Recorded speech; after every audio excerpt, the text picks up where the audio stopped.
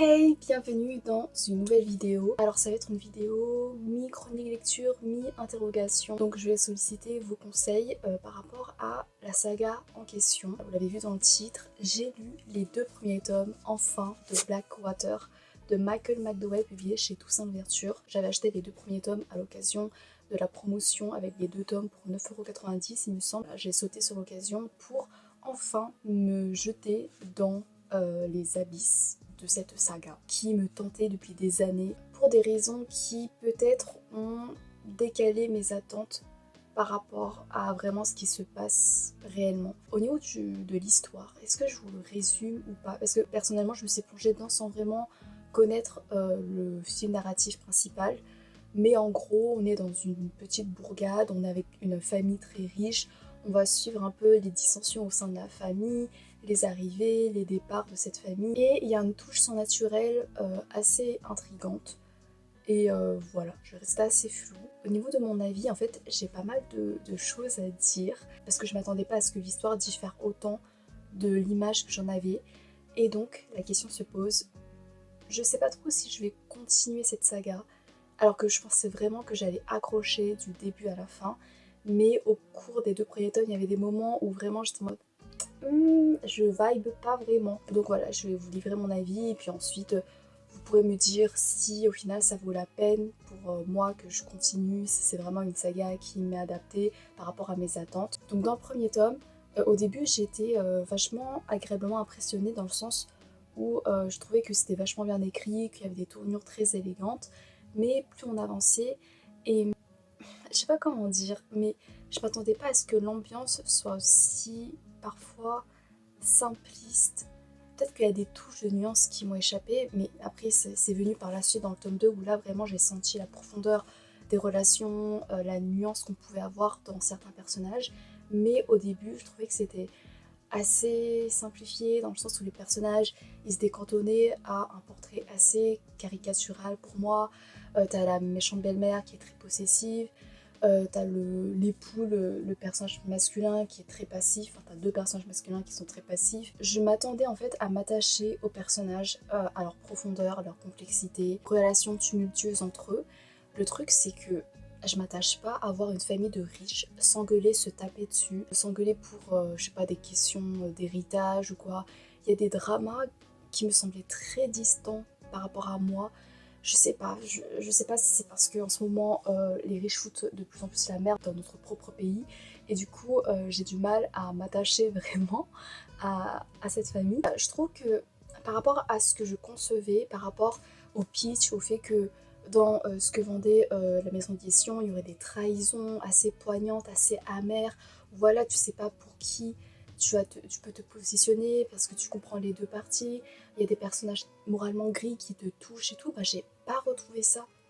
Pour moi, les personnages, bah, ils sont pas forcément très attachants. En fait, je vois vraiment d'un œil comme si je regardais une télé-réalité. Les dramas, je les trouve au final assez mineurs. Les guerres de famille, bah voilà, je suis pas trop investie dedans. Après ça valait vraiment pour une grosse partie du tome 1. Mais à partir, je crois que de la moitié du tome 1 jusqu'au tome 2, en fait je sais plus trop comment les partager, diviser, parce que comme j'ai lu dans les 2 tomes dans la foulée, mais il y a une partie où j'ai quand même commencé à m'attacher, à vraiment apprécier l'imperfection de certains personnages, le fait que parfois on navigue de la sympathie à l'ennui ou vice versa. Par exemple dans le tome 2, il y a un personnage Queenie qui au début est vachement ennuyeux, mais au fur et à mesure il va se passer un truc avec elle qui fait qu'on va se prendre d'attachement ou au moins de sympathie pour elle et on va un peu découvrir pas mal de choses sur sa famille, sur voilà, ses relations avec d'autres personnages quand elle va un peu plus se dévoiler. Et ça j'ai bien aimé dans le sens où on découvre un personnage sous un jour d'abord très hostile et au final, comme un moment de famille assez désagréable qu'on doit se coltiner, au final on apprend à le connaître et ça peut mieux se passer. Après, même si je suis pas attachée émotionnellement au personnage, il y en a quand même qui m'intriguent et j'aime bien voir les coups bas que elles surtout peuvent se faire. Je dis elles parce qu'en fait, ce qui m'a plutôt surpris et ce auquel je m'attendais pas puisqu'on se situe dans un récit plutôt historique, donc je lui disais que ce serait un système très patriarcal, conservateur, et en fait les personnages masculins ils sont limite inexistants par rapport au cast féminin qui fait avancer le récit, qui est au centre des rouages narratifs, des tentatives de manipulation, de ces magouilles-là qui persistent dans l'ombre. Je trouve ça plutôt cool. Il baigne dans un système qui est profondément raciste, puisque du coup, les personnes noires sont au service, sont des domestiques des personnes blanches. Il y a vraiment cette discrimination et cette division à conserver.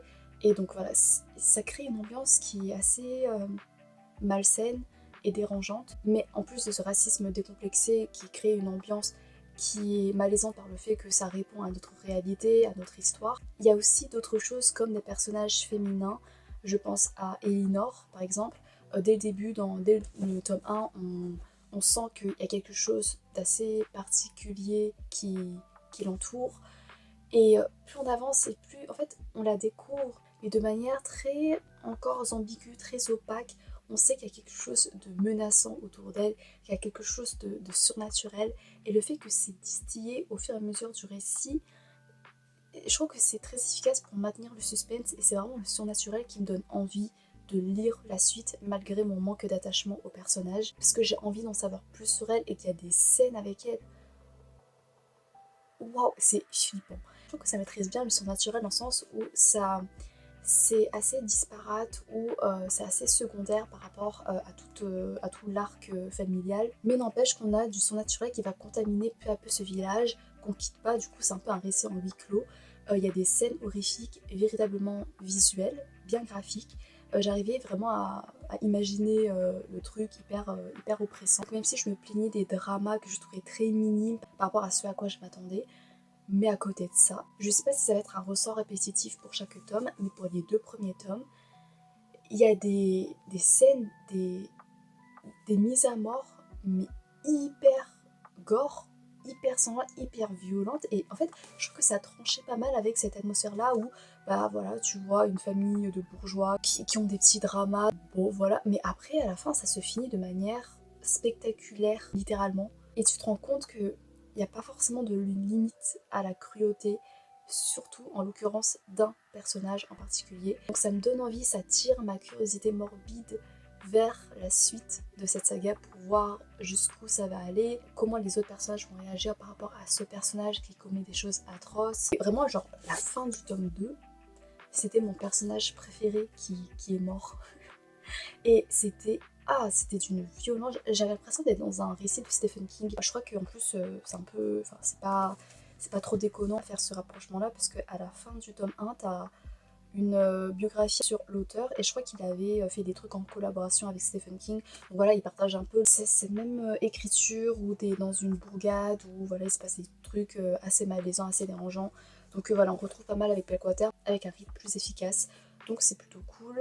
Aussi, je m'attache un peu plus à certains personnages. Je m'attache surtout aux enfants, parce qu'on a plusieurs générations dans la même famille. On a Grace qui, elle, forme une belle amitié avec Zadie, je crois, Zadie, qui est une des jeunes domestiques noires de la famille.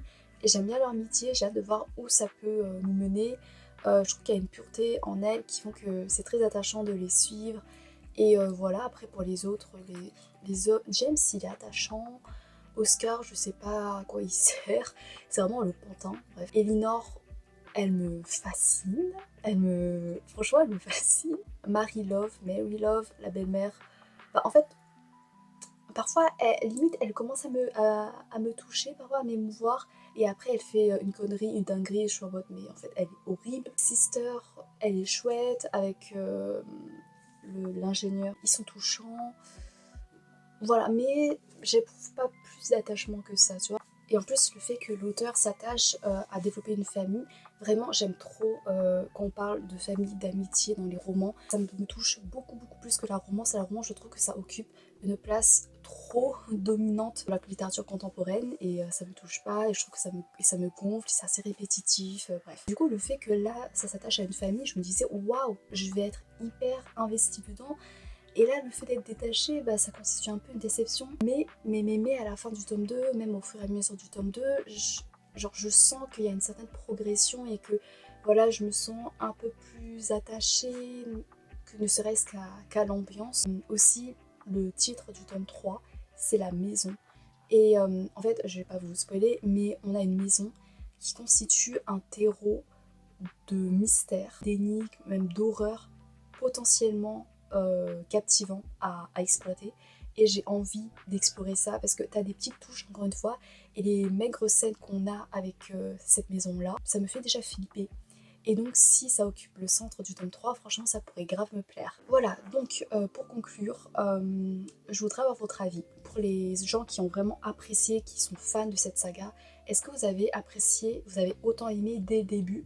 Et du coup, par les arguments que j'ai sortis par rapport à mon avis personnel, vous dites que en fait, c'est un avis qui va persister tout du long parce que si je me suis pas attachée dès le début, ça fait que je vais avoir un avis pas mitigé parce qu'au final ça penche plus pour le positif que le négatif, mais je vais aimer mais sans plus. Ça va être oubliable pour moi, ou alors c'est une saga qui monte crescendo en matière d'appréciation et que au final je vais de plus en plus m'attacher à la saga, à l'univers, même aux personnages, et que par la suite les personnages vont être plus construits, plus aboutis et plus attachants, plus touchants, même au niveau de leurs relations.